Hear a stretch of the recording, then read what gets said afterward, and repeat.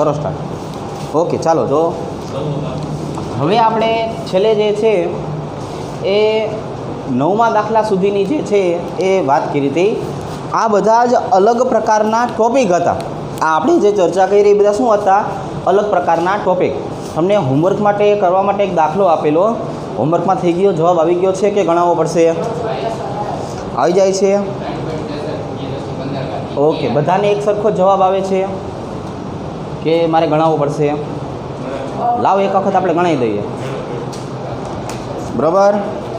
જો તો પ્રશ્ન આપણને આવો આપેલો છે, 9મા નંબરનો ટોપિકનો પ્રશ્ન કે ભાઈ ટી બરાબર 25°C 298 કેલ્વિન આયનોનું કોપર ધાતુ વડે રિડક્શન કરવામાં આવે તો એનો E0 સેલ જે છે એ કેટલો બનશે?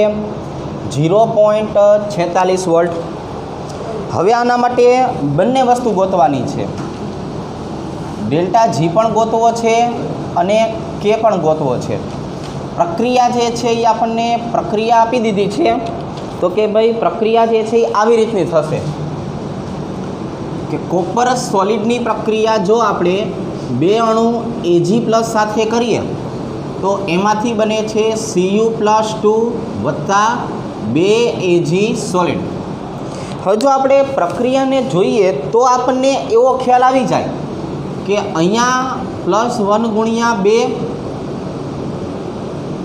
અને +2 ગુણ્યા 1 મતલબ અહીંયા 2 મોલ ઇલેક્ટ્રોનનો ફેરફાર થયેલો હોવો જોઈએ. એટલે n બરાબર કેટલા થયા?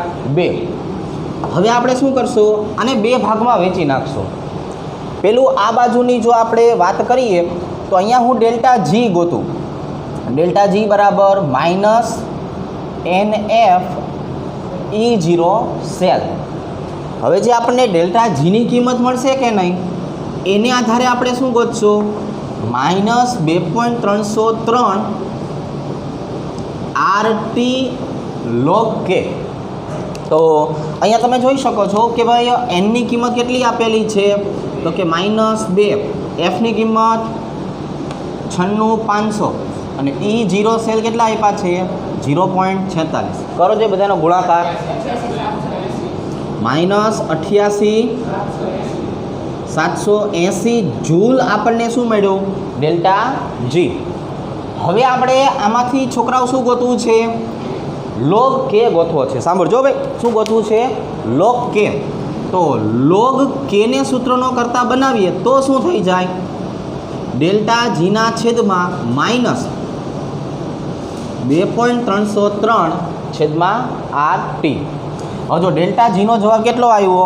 -88,780 અને આનો -2.303 8.314 298. હવે અહીંયા આપણને ખબર પડી કે માઇનસ માઇનસ પ્લસ થઈ ગયો. હવે આ બેનો ભાગાકાર કરીને કહો કે લોગ કે કેટલો આવશે? તો લોગ કેની કિંમત આવે છે 15.56. જોવો જોઈએ આમાં કોઈને કંઈ વાંધો ખરા? કમ્પ્લેટ. ઓકે, તો હવે આપણે કે બરાબર શું કરી નાખશું? 15.56નો એન્ટીલોગ. શું કરશું? આજે આપણી પાસે કિંમત આવી ને એનો એન્ટીલોગ ગોતી લઈએ. ચાલો, એન્ટીલોગ કઈ રીતે મળશે? કે બરાબર 10^15. હવે 0.56નો એન્ટીલોગ જો 3.63.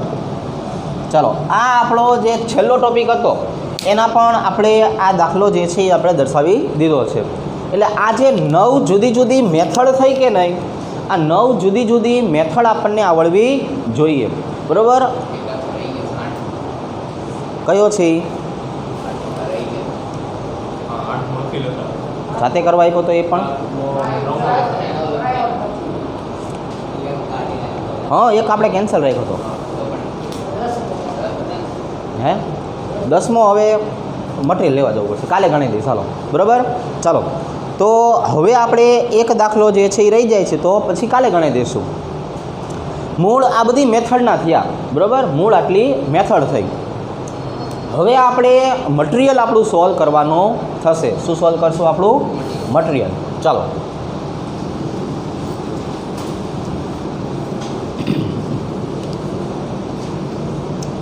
મટીરિયલમાં બધા જ પ્રશ્નો જે છે એ મુદ્દા વાઇઝ આપેલા છે, એટલે પહેલાં આપણે એવા જ દાખલાઓ ગણશું કે જે આપણે આ વર્ષે સિલેબસમાં રાખેલા છે અને જે આપણે ભણાવ્યા છે.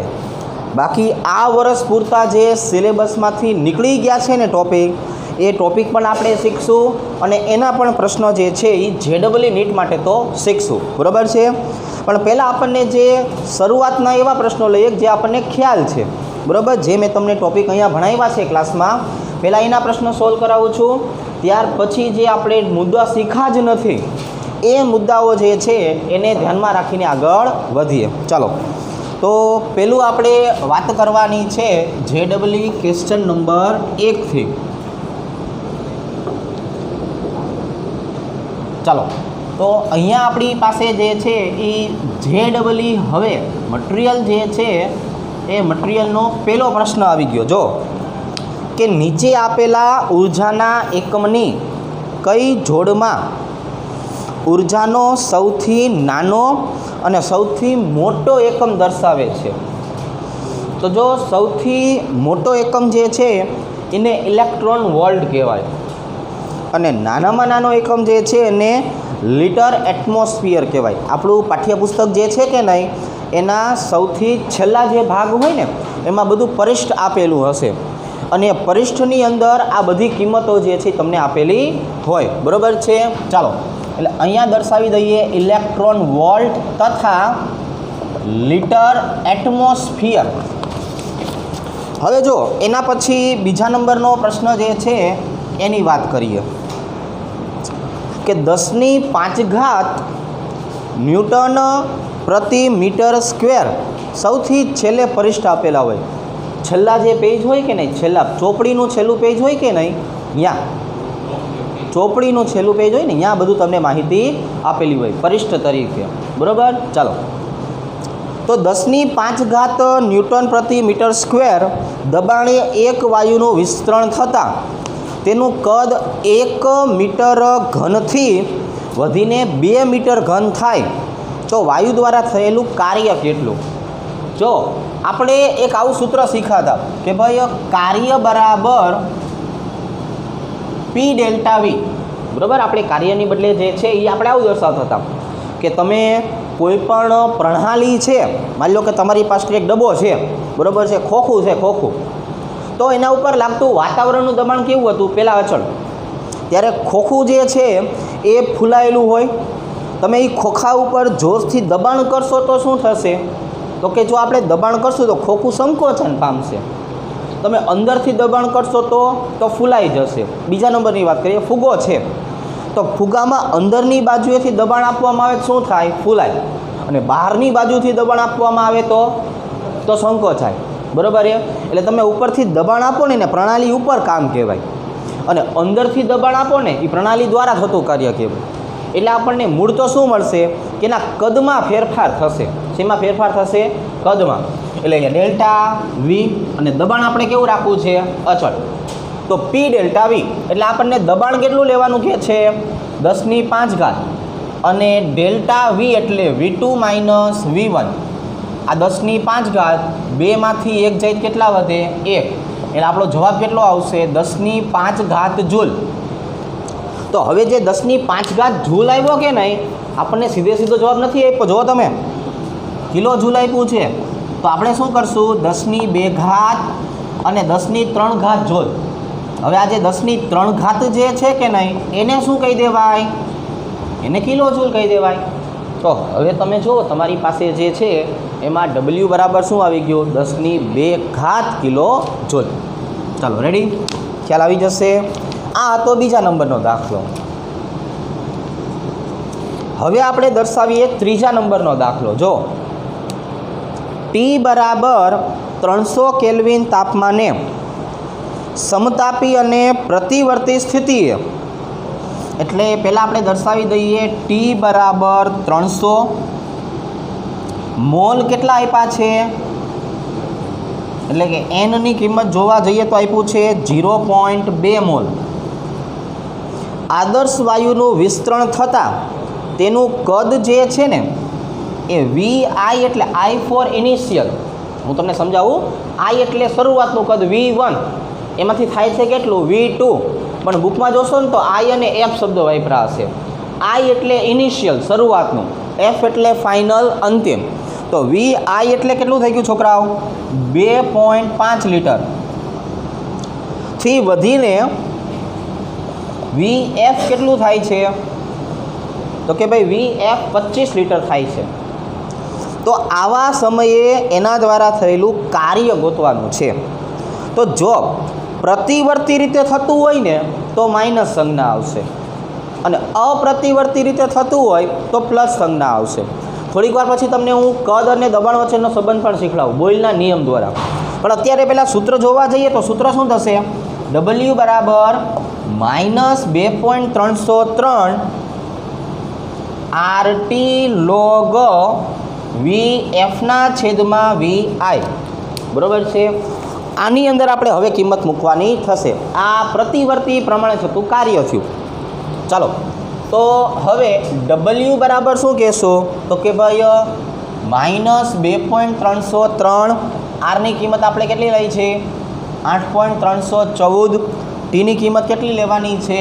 300 log VF કેટલું છે? 25/2.5.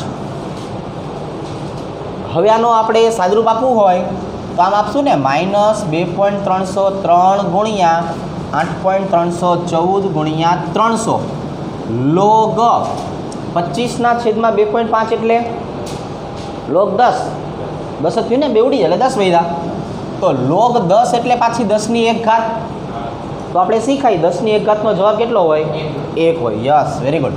તો આનો જવાબ 1. આ 3નો ગુણાકાર કરી નાખો. કેટલો? -0.100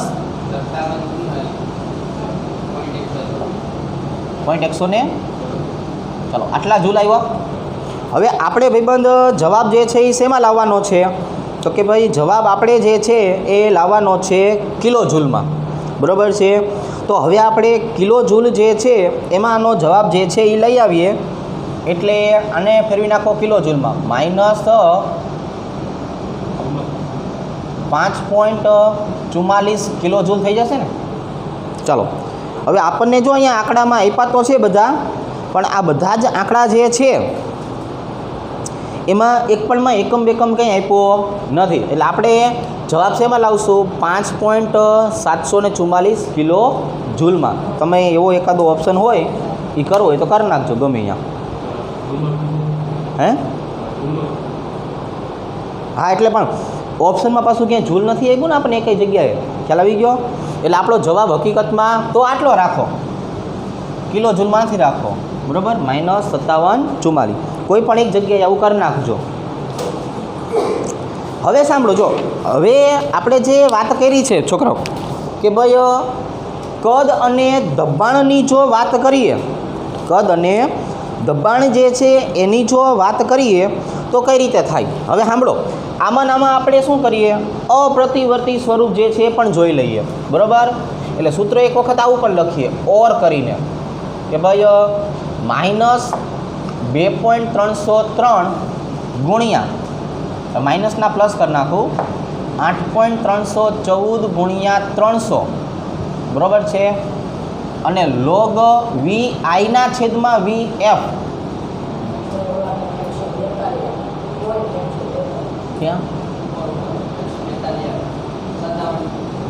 એટલે આ જવાબ ટૂંકમાં ખોટો છે. કરો છે ફરથી, એ હાલશે. 142 ને ચાલશે, એનો કંઈ વાંધો નથી. હવે કદાચ આપણે જો હું તમને ડાયરેક્ટ જ શીખવાડી દઉં કે આમાં ફેર ક્યાં પડશે, તો દાખલો ગણવાની. માની લો કે હું આનું જે છે અપ્રતિવર્તી સ્વરૂપ લઉં તો માત્ર ફેર ક્યાં પડશે ખબર છે? V1/V2 અથવા VI/VF. તો 2.5/25 એટલે શું થયું? 1/10. 1/10 એટલે, અને 0.1 એટલે 10ની -1 ઘાત. તો ખાલી ફેર એટલો પડશે કે જે -1 છે ને આની સાથે ગુણાશે. તો તમારો આ જ જવાબ ખાલી શેમાં આવશે? પ્લસમાં. તો આપણે આખો દાખલો ગણવો નહીં. એટલે એક પ્રતિવર્તી સ્વરૂપ કે તો આવી રીતે, અપ્રતિવર્તી કે તો એવી રીતે. ચાલો, હવે આપણે વાત કરતા હતા બોયલના નિયમની. હવે જો બોયલના નિયમની વાત કરીએ તો બોયલના નિયમ મુજબ આપણે શું કહેશું તો કે ભાઈ પી ચલે છે 1/v. દબાણ અને કદ એકબીજાના કેવા હોય વ્યસ્ત પ્રમાણમાં હોય. કેવા હોય એકબીજાના વ્યસ્ત પ્રમાણમાં. એટલે તેથી મારે અહીંથી જો ચલે છે દૂર કરવું હોય તો શું કહેવાય પી બરાબર k/v. અને આનો અર્થ આવો થયો કે ભાઈ પીવી બરાબર કે મતલબ આ બેનો ગુણાકાર કેવો હોય અચળ. બેનો ગુણાકાર અચળ છે તો તમે એને બે પરિસ્થિતિમાં જોવા જાઓ તો અહીંયા શું આવશે P1V1 અને આ બાજુએ શું આવશે P2V2. તો સાંભળો ભાઈબંધ, મારે V1/V2 લઈ જવા હોય તો આ બાજુએ શું આવી ગયું P2/P1 આવી જાય. તો જે જગ્યાએ હવે આ જ સૂત્ર કાર્ય માટેનું મારે વીની બદલે જો પી કરવું હોય કે નહીં તો કેટલો ફેરફાર કરવાનો સાંભળો. આ સૂત્રમાં મારે ફેરફાર કરવો છે. ફોર એક્ઝામ્પલ તો VF/VI છે કે નહીં તો દબાણમાં શું આવશે ખબર છે PI/PF આવશે. સમજી ગયા? આ એકબીજાના વ્યસ્ત છે ને, જો એકડો હોય એના છેદમાં બગડો તો સામે હું એ બગડાના છેદમાં એકડો. તો હવે આપણે આવું કહી દઈશું ભાઈ બંધ કે I બરાબર એકડો અને F બરાબર બગડો. બરાબર? તમને આમ સમજ પડતી તો આવી રીતે. તો હવે મારે જો આ જ સૂત્ર વાપરવું હોય પણ દબાણ માટે વાપરવું હોય તો શું કરવાનું તો આવી રીતે સમજાઈ જશે. બોલો બોલો. એટલે મોલ ગુણોના તરીકે છે ને આપણે. અચ્છા એવું છે તો આપણી બે મિસ્ટેક થઈ ગઈ. એક કામ કરીએ તો આ દાખલાની અંદર મોલ ગુણી નાખો ચાલો. એટલે એનનો કિંમત જોવા જઈએ તો કેટલો આવશે 0.2 -11/48.82 જૂલ. ચાલો તો મોલને ઇન્ક્લુડ કરીએ એટલે આ આપણી પાસે શું આવી ગયો આપણો જવાબ જે છે જવાબ આવી જશે. મોલ ટૂંકમાં આમાં રહી ગયા હતા. બરાબર? ચાલો તો હવે આપણે જે નવું સૂત્ર શીખ્યા કે નહીં કયું વી અને પી વાળું એની વાત કરશું. તો હવે આપણી પાસે એના પછીનો ચોથા નંબરનો દાખલો છે એની વાત કરીએ. ચાલો ચોથો કે ભાઈ 300 કેલ્વિન અચળ તાપમાને 1 મોલ આદર્શ વાયુનું દબાણ 1 બારથી 4 બાર કરતાં વાયુનું સંકોચન થાય તો ત્યારે થતું કાર્ય મેળવો. એટલે હવે આપણે આ સૂત્ર વાપરશું W બરાબર 2.303 nRT log. અહીંયા F/I હતું કે નહીં એટલે અહીંયા શું કરી નાખશું આપણે PI/PF કરી નાખશું. ચાલો હવે અહીંયા જે છે એ જો સંજ્ઞા કઈ છે માઇનસ, તો હવે આપણે માઇનસનું પ્લસ કરવું હોય તો શું કરાય 2.303. અને બીજું જો આ જવાબ પણ આપણને શેમાં આપેલો છે પ્લસમાં, તો તમે આને શું કરી નાખજો ઉલટાવી નાખો તો આ જવાબ શેમાં થઈ જશે પ્લસમાં. હવે હું આને પ્લસ કરું છું એટલે શું થાય nRT log PF/PI. અહીંયા માઇનસની બદલે આપણે શું કર્યું પ્લસ કર્યું. ચાલો હવે આપણે કિંમત જોઈએ 2.303 ગુણ્યા મોલ આપ્યા છે આના માટે તો કે 1 છે, R 8.314 છે, T 312 છે, લોગ વધુ દબાણ કેટલું છે તો કે ભાઈ 4 અને શરૂઆતનું કેટલું છે 1. ચાલો હવે આનું સાદરૂપ આપણે આપીએ. હવે આમાં જો લોગ 4ની કિંમત આપણને ખબર હોય ને, લોગ 4ની કિંમત કેટલી થાય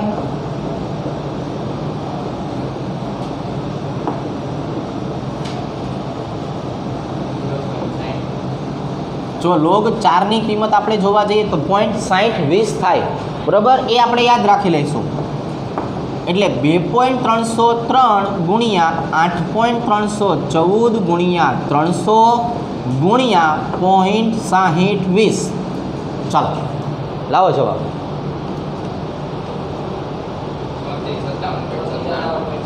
એક જ મિનિટ 3457.97. આ જવાબ શેમાં આવ્યો જૂલ.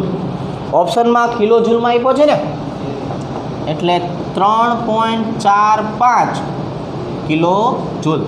હવે આમાંથી જે નજીકનો તમને લાગતો હોય કે નહીં એ જવાબ પસંદ કરો.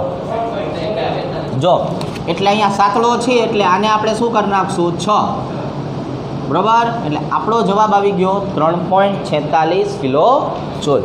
ચાલો 1 થી 4 દાખલા કમ્પ્લીટ. બધાને જવાબ આવી જશે, સમજણ પણ પડી જશે ને કયું સૂત્ર વાપરશું, કઈ રીતે એનું સાદુરૂપ આપશું. હવે જો 5મા નંબરનો પ્રશ્ન, 1 મોલ એલ્યુમિનિયમ કાર્બાઇડ, આને શું બોલાય? એલ્યુમિનિયમ કાર્બાઇડ બોલાય. હકીકતમાં આ આંતરાલીય સંયોજન કહેવાય. કેવું કહેવાય? આંતરાલીય સંયોજન એટલે શું થયું કે જ્યારે મોટા મોટા પરમાણુઓની ગોઠવણી થયેલી હોય ને તો પરમાણુ બધા ગોળાકાર હોય. એટલે આવા 4 ગોળા તમે ભેગા કરો આવી રીતે તો એમની વચ્ચે ચોક્કસ પ્રકારની શું રહી જાય? જગ્યા.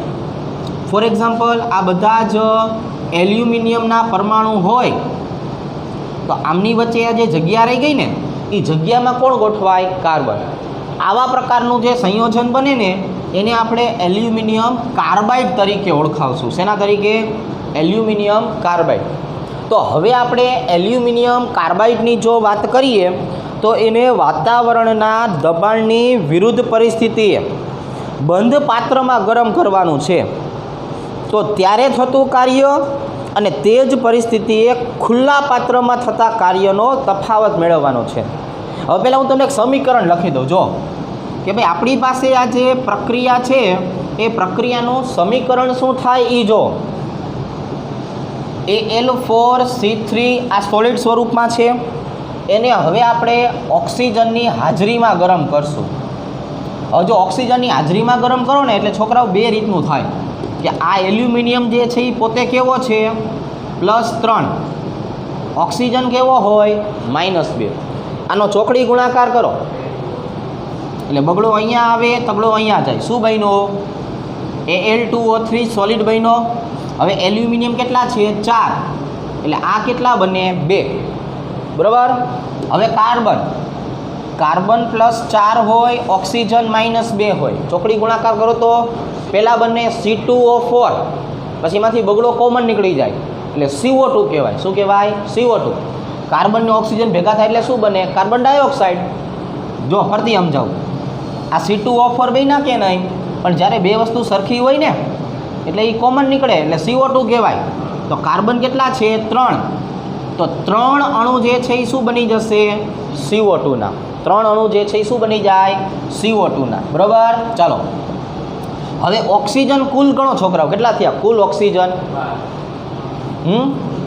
12 થયા. તો અહીંયા મારે ઓક્સિજનની જરૂર કેટલી પડશે? 6. પડ્યા ને? તો 6 મોલ ઓક્સિજન જે છે એ આપણે વાપરવા પડે. અને તાપમાન કેટલું લેવાનું છે? 27°C. કેલ્વિનમાં ફેરવો એટલે 300 થાય. તો અહીંયા તાપમાન આપણે લેવાનું છે 300 કેલ્વિન.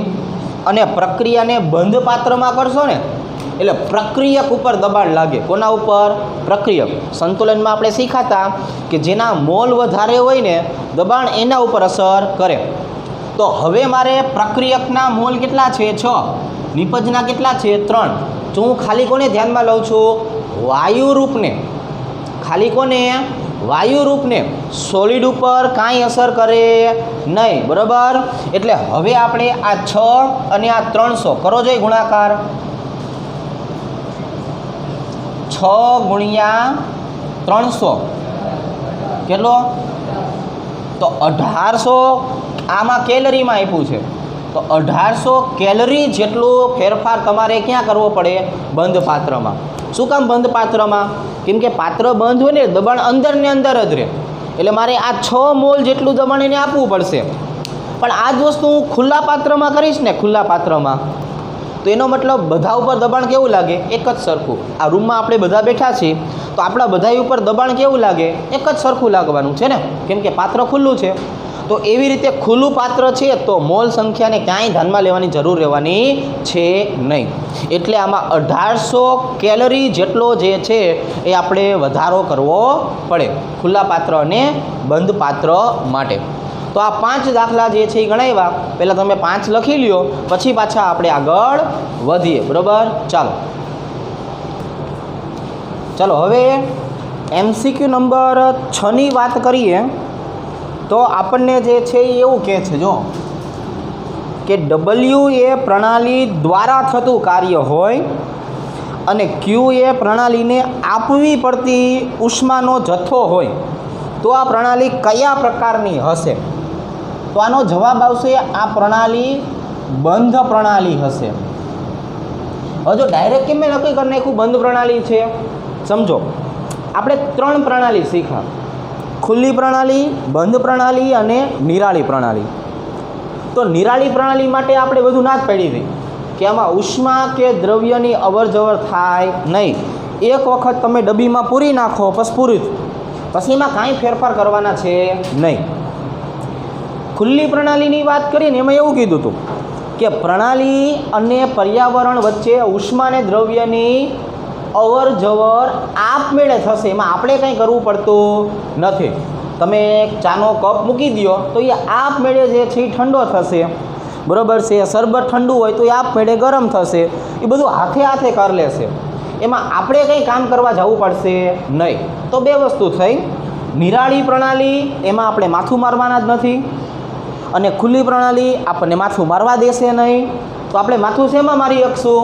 બંધ પ્રણાલીમાં. તો તમને કીધું છે કે તમે ભાઈ આની આટલી ઉષ્મા આપો અને આટલું કાર્ય કરાવરાવો, તો આવા અખતરા માત્ર ને માત્ર ક્યાં થાય? બંધ પ્રણાલીમાં થાય. સમજી ગયા? એટલા માટે ભાઈબંધ જવાબ કયો આવશે? બંધ પ્રણાલી.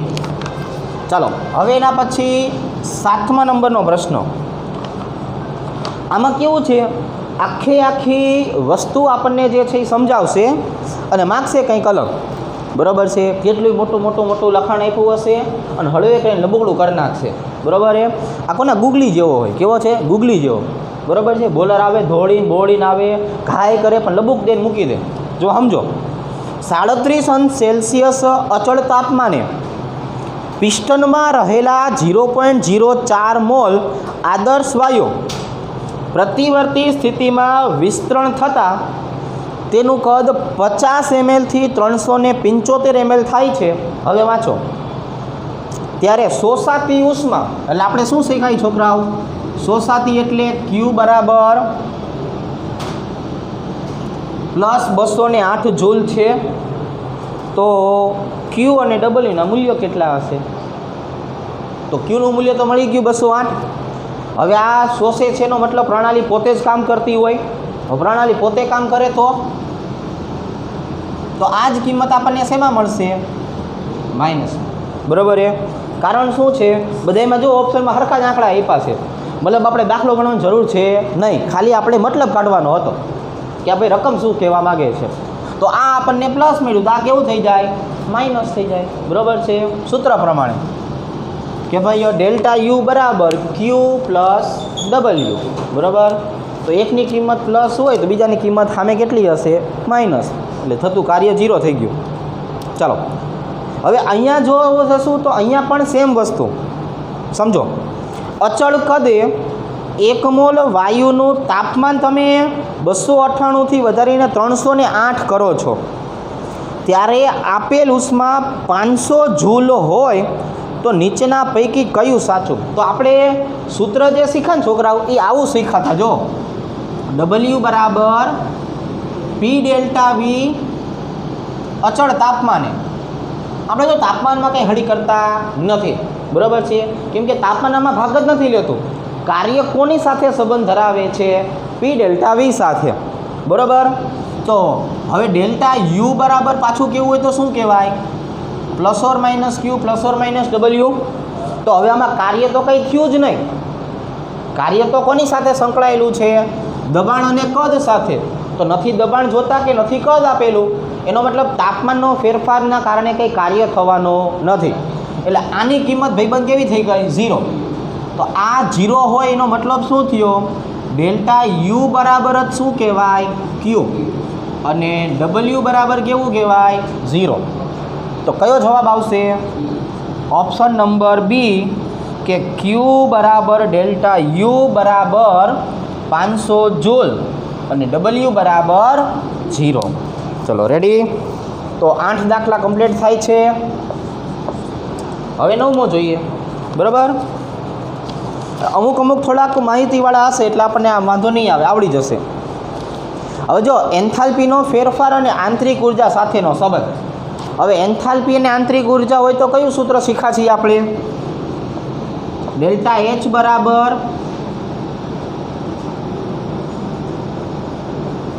હવે આ સૂત્રના દાખલા આવશે.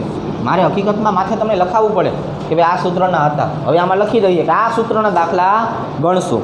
જો 100 અંશ સેલ્સિયસ તાપમાને એટલે આપણને પહેલાં ખબર પડી ગઈ ટી કેટલા લેવાના છે, અથવા 373 કેલ્વિન. ડેલ્ટા H આપી દીધી છે આપણને, કેટલી છે? 40.66 કિલો જૂલ. પછી આને થોડીક વાર પછી આપણે જૂલમાં ફેરવી નાખશું. બરાબર. તો આની આંતરિક ઉર્જા કેટલી? એટલે ડેલ્ટા યુ આપણે ગોતવો છે. અને પાણી જ આપ્યું છે એટલે ડેલ્ટા એનની કિંમત તો એક જ થઈ જશે, કેમ કે એક જ મોલ હશે આમાં. ચલો તો આર કેટલો લઈ લેશું આપણે? 8.314. બરાબર. અને ટી કેટલો આપ્યું છે? 373. હવે આ સૂત્રમાંથી આપણે ડેલ્ટા યુને સૂત્રનો કરતા બનાવીએ એટલે delta H minus delta NGRT થઈ જાય. આમાં ડેલ્ટા યુને સૂત્રનો કરતા બનાવવું એટલે આ પદ જે છે એ ક્યાં આવી જાય? બરાબરની આ બાજુએ. એટલે હવે જોવો જોઈએ શું થયું. તો કે ભાઈ હવે જોવા જઈએ તો ડેલ્ટા Hની કિંમત આપી છે ને, આ 40.66 ને 1000 વડે ગુણ નાખો. ચાલો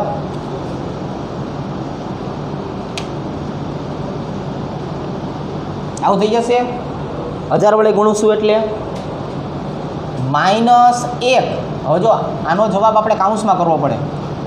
આરની કિંમત 8.314 ગુણ્યા 373 એટલે 40660 માઇનસ એ બેનો ગુણાકાર 31.0.12. હાલો આ બેનો તફાવત 37, 55, 8.88 આટલો આવ્યો ને. આ જવાબ છે એમાં આવ્યો? જૂલમાં. હવે આને 1000 વડે ભાગી નાખો. હાલો એટલે 55 કરું 56 કિલો જૂલ. તો ડેલ્ટા યુ બરાબર આટલો જવાબ આવે છે. રેડી? કમ્પ્લીટ ને? હાલો હવે એના પછી દાખલા નંબર 10. 27 અંશ સેલ્સિયસ તાપમાને આપેલ પ્રક્રિયા માટે ડેલ્ટા Hની કિંમત માઇનસમાં આપી છે, -1366.5 કિલો જૂલ પ્રતિ મોલ. હવે આપણે આને 1000 વડે ગુણી નાખીએ અહીંયા નહીં એટલે 1366.500 જૂલ થઈ ગયું. ઓકે. હવે ડેલ્ટા યુ ગોતવાનો છે એટલે આનું આ જ તે થયું. હવે જો ટી કેટલા લેશું? 300. બરાબર. પછી ડેલ્ટા NG કેટલા લેશું? તો કે જો નિપજમાં 2 મોલ વાયુરૂપ છે, પ્રક્રિયકમાં 3 છે એટલે 2 માંથી 3 જાય એટલે આનો જવાબ કેટલો આવશે? -1. આરની કિંમત આપણને ખબર છે. હવે આ જ સૂત્ર ફરીથી મૂકવું પડશે ને આપણે કે ડેલ્ટા યુ બરાબર ડેલ્ટા H માઇનસ પહેલાં આખું સૂત્ર લખીએ, ભલે એક સ્ટેપ વધારે કરવું પડે. ડેલ્ટા H બરાબર ડેલ્ટા યુ વત્તા ડેલ્ટા NGRT. હવે હું ડેલ્ટા યુને સૂત્રનો કરતા બનાવું છું એટલે delta H minus delta NGRT. હવે ડેલ્ટા Hની કિંમત મૂકવા જાઉં ને તો મને કિંમત મળે છે -1366.500. આ માઇનસ નિશાની એમની એમ. હવે કાઉન્સમાં ફરીથી -1, ફરીથી 8.314 અને ફરીથી 300. સમજ્યા છોકરાઓ? હવે આજે માઇનસ માઇનસ શું થઈ જાય? પ્લસ. એટલે -1366.500 વત્તા આમનો જવાબ કેટલો? 24. હાલો તો 2494.2 એટલે હજુ જવાબ માઇનસમાં જ વધશે. કેટલો? 13 64 5.8 આટલું આવ્યું ને? આ જવાબ ભાઈબંધ જૂલમાં આવ્યો એટલે આને 1000 વડે ભાગી નાખો. અહીં આવી જાય ને? હા, -13.64 કિલો જૂલ. પછી આ પોઈન્ટ લખવાની તો જરૂર નથી, 00 વાળા લખી. હે એટલે 1000 વડે ભાગો એટલે ખાલી પોઈન્ટ આવે ભાઈબંધ, બીજું કાંઈ ન થાય. 1000 વડે ભાગો તો ખાલી શું થાય? પોઈન્ટ કપાય. 1000 વડે ભાગવાથી બીજું કાંઈ થાય નહીં. બરાબર, ચાલો આવડશે ને? તો અહીંયા સુધી રાખીએ. એમ કરી નાખો છે. તો સાંભળો, 11મો દાખલો એ કેન્સલ કરવાનો છે, એમાં ડેટા અપ્રમાણિત છે. બરાબર, ચાલો હવે જો 12માં ખાલી હિન્ટ જ આપવાની છે, તો એક ખાલી 12મો કરાવું. હવે જો પ્રક્રિયા A થી B તરફ થાય છે કે નહીં, ત્યારે આપણને ડેલ્ટા Hની કિંમત આપી છે +24 કિલો જૂલ પ્રતિ મોલ. પણ જેવી પ્રક્રિયા B થી C તરફ ગઈ કે નહીં, એટલે પછીની પ્રક્રિયા ઉષ્માક્ષેપક થઈ ગઈ. એટલે બી ઉષ્માક્ષેપક ક્યારે બને? જો હું દાન ક્યારે કરું પૈસાનું, મારી પાસે અઢળક પૈસા હોય તો હું દાન કરવાનો છું કે નહીં, તો એનો મતલબ આ બી વાળી પ્રક્રિયા ઉષ્માક્ષેપક ક્યારે બની શકે? આ હું તમને આના ઉપરથી જ શીખવાનું છે, બીમાંથી સીમાં ને એમાંથી બીમાં, સમજો. તો બી વાળી પ્રક્રિયા ઉષ્માક્ષેપક છે, એ વાળી પ્રક્રિયા શોષક છે. તો એનો મતલબ એવો થયો કે બી પાસે એટલી બધી ઉર્જા હતી કે જે પ્રક્રિયા કરવા માટે પોતાની ઉર્જા ગુમાવે છે. તો એન્થાલ્પીના મૂલ્યો વધારે કોના કહેવાય? બીના. એટલે બીનું સૌથી વધારે એટલી જ ખબર પડશે. એ વાળી પ્રક્રિયાને પ્રક્રિયા કરવા માટે થઈને ઉષ્મા શોષવી પડશે. બરાબર છે? મારી પાસે ઝાઝા બધા રૂપિયા છે તો હું ગાડી લેવા જાઉં છું તો રોકડે લઈ આવીશ. બરાબર છે? પણ પૈસા ન હોય તો લોન કરવી પડે. તો એ જે છે ને, એ પહેલાં થોડા ઘણા ઉષ્મા લેશે, પછી પ્રક્રિયા કરશે. તો એનો મતલબ એ પાસે રૂપિયા છે જ નહીં. તો બીનું મૂલ્ય સૌથી વધારે છે, એનું મૂલ્ય સૌથી ઓછું, આટલી જ ખબર પડે. હવે આવો જવાબ તમે ગોતો. બી સૌથી વધારે, એ સૌથી ઓછો, સી ઓટોમેટિક વચ્ચે રહી ગયો. ઓકે, તો આનો જવાબ જે છે એ આવી જાય છે ઓપ્શન બી, BCA. ચાલો અહીંયા સુધી રાખીએ.